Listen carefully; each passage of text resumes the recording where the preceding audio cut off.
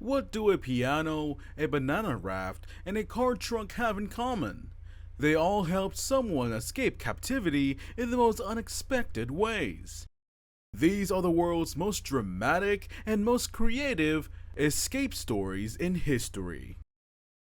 The Great Escape: 600 men, 3 tunnels, and a spoon. During World War II, the Nazis built a super high security prison for captured Allied airmen. They called it Stalag Luft 3. High fences, armed guards, watchtowers, dogs. It was supposed to be escape proof. So what did the prisoners do? They planned the biggest breakout ever. Not 1 tunnel, but 3. They named them Tom, Dick, and Harry. Very casual, very British. With over 600 men involved, they spent a whole year digging, using spoons, bedboards, tin cans, and pure British stubbornness. They even built a railway system inside the tunnel and a ventilation pipe out of powdered milk tins. Oh, and disguises. Some prisoners made fake German uniforms, travel documents, and even practiced walking like civilians. It was part prison break, part theater production. On the night of March 24th, 1944, 76 men crawled out of Tunnel Harry, but then someone tripped a wire. Alarms, dogs, chaos. Only 3 actually escaped to freedom. The rest captured, and 50 of them were tragically executed. Still, this story became legend. Books, movies, Steve McQueen on a motorcycle. Never underestimate bored prisoners with time, tools, and British sarcasm. The Great Escape, because sometimes the best way out is down. The Alcatraz Escape, gone without a trace.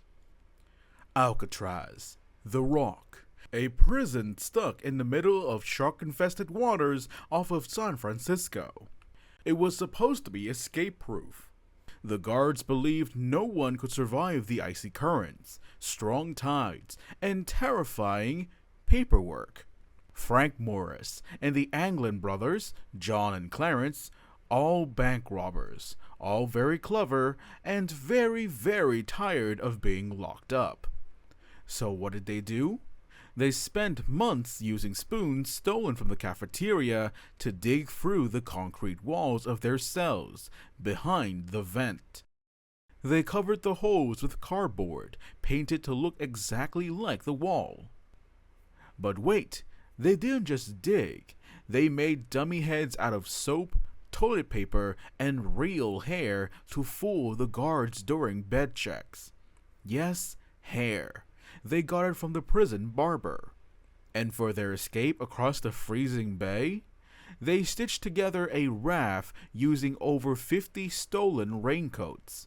That's right, fashion and function. On the night of June 11th, 1962, they crawled through the holes into a service corridor, climbed the pipes, reached the roof, and then vanished into the dark waters. The next morning, empty beds, fake heads, panic. FBI says they drowned, but no bodies were ever found. Years later, a letter arrived. "I'm still alive." Coincidence or confession? No one knows for sure, but one thing's certain. It was the slickest, smartest, most stylish escape in prison history. Bonhoeffer, the pastor who fought Hitler with a piano. Germany, 1943. The Nazis were everywhere, and if you dared to question them, you didn't get a second chance. But one man stood up, Dietrich Bonhoeffer, a pastor, a theologian, and secretly part of the German resistance. He didn't carry a gun. He carried a Bible and a piano. After being arrested for helping Jews escape, Bonhoeffer was imprisoned. But what the Nazis didn't know was the man had rhythm. You see, Bonhoeffer composed music in prison. Beautiful hymns, sure, but also secret codes. He'd hide messages in musical compositions and pass them out as gifts to fellow inmates and guards. He used musical phrasing, lyrics, and timing as a kind of Morse code, sending info to the outside world about Nazi plans and resistance activity. The man basically turned a piano into a spy machine. Now, this wasn't a full-blown prison escape. He didn't dig a tunnel or crawl through pipes. But he mentally and spiritually escaped, smuggling truth and hope past prison walls, one note at a time. In 1945, just weeks before the war ended, Bonhoeffer was executed. But his words and music lived on, powerful, subversive, and deeply human. So the next time someone says music can't change the world, tell them one man fought Hitler with sheet music. The Colditz glider, when prisoners built a plane in the attic. Imagine you're a British POW in Nazi Germany, 1945. You're locked inside Colditz Castle, a medieval fortress turned escape-proof prison for the most escape-prone Allied officers. What do?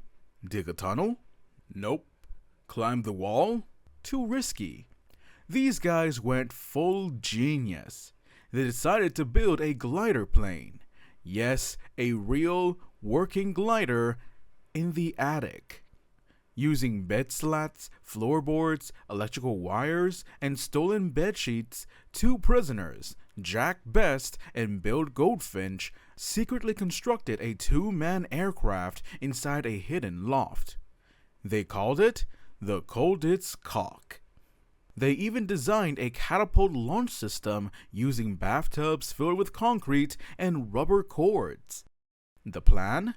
Launch the glider off the castle roof, fly over the river, and glide to freedom. For months, they hid the noise, materials, and even built a dummy wall to conceal the whole project. But just as they were about to launch, the war ended. No flight, no test. But the glider was real. Years later, engineers rebuilt it. And yes, it actually flew. So yeah, next time you're stuck somewhere, remember, some guys once tried to escape a Nazi prison with a homemade airplane. Casanova's escape. A fork, a bedsheet, and a whole lot of style. Venice, 1756.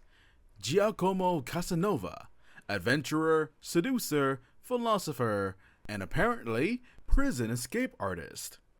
He was thrown into the Leeds prison, a dungeon inside the Doge Palace, known for its lead-lined roof and unbearable heat.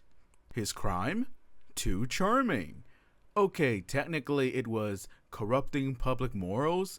Basically, he flirted with the wrong nun. Locked in a cell with barred windows and stone walls, Casanova got to work. First, he found a metal spike hidden inside a book. Then he used it and a fork to dig through the floor of his cell. But before he could escape, guards moved him to another cell. Did he give up? Nope. He befriended another prisoner, Father Balbi, and the two launched Plan B. Rip up bed sheets, make a rope, climb into the attic, break out through the ceiling. On Halloween night, 1756, they popped open the roof, climbed out, and walked straight out the front door of the Doge Palace, in full view of the city, like gentlemen. Because Casanova never escapes in a rush, he escapes with flair. Later, he even wrote a book about it. The Story of My Escape. Because what's the point of escaping if you don't get to brag? Escape from East Berlin, the car that drove through a wall. Berlin is split in two, east and west. Freedom on one side, surveillance, spies, and secret police on the other. Then they built a wall. Concrete, barbed wire, guard towers, landmines. Basically, the world's worst neighbor fence. And yet, thousands of people tried to escape East Berlin. Some tunneled, some swam, some even flew in homemade hot air balloons. But one of the wildest escapes involved a car with a trunk full of freedom. Meet Wolfgang Engels, East German soldier by day, escape artist by night. In 1963, he stole an armored personnel carrier, crashed it straight for the Berlin Wall, and just kept driving. Yes, he literally punched a hole in the wall. He got stuck, got shot. But West Germans pulled him out and carried him to freedom like a rock star. Families hid kids under seats, in secret compartments, or disguised as suitcases. Each escape more clever than the last. Between 1961 and 1989, over 5,000 people escaped across the wall. Some didn't make it, but many did. And when the wall finally fell in 1989, it wasn't a crash, it was a flood. Because freedom doesn't wait in traffic, it drives right through. Papillon, the man who escaped with a raft of bananas, 1933. Henri Charrier, aka Papillon, a French safecracker with a butterfly tattoo and a very big problem. He's just been sentenced to life in a penal colony for a murder he swears he didn't commit. His destination? Devil's Island, a brutal prison in French Guiana. Tropical diseases, sharks, and guards who really don't like escapees. But Papillon? Oh, he's not staying. Over the next 13 years, he makes 9 escape attempts. Yes, 9. One time, he jumped off a cliff into shark-infested water, just for a shot at freedom. Another time, he floated away on a raft made from coconuts and banana sacks. He befriended lepers. He hid in the jungle. He was recaptured, beaten, and thrown in solitary for 2 years straight. But nothing, not bugs, not guards, not the ocean, could break his will.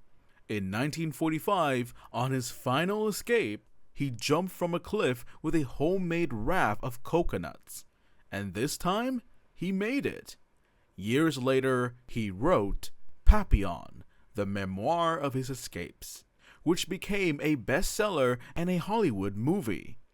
So, if you think your Monday is hard, remember, one man survived Devil's Island with bananas, bugs, and sheer willpower.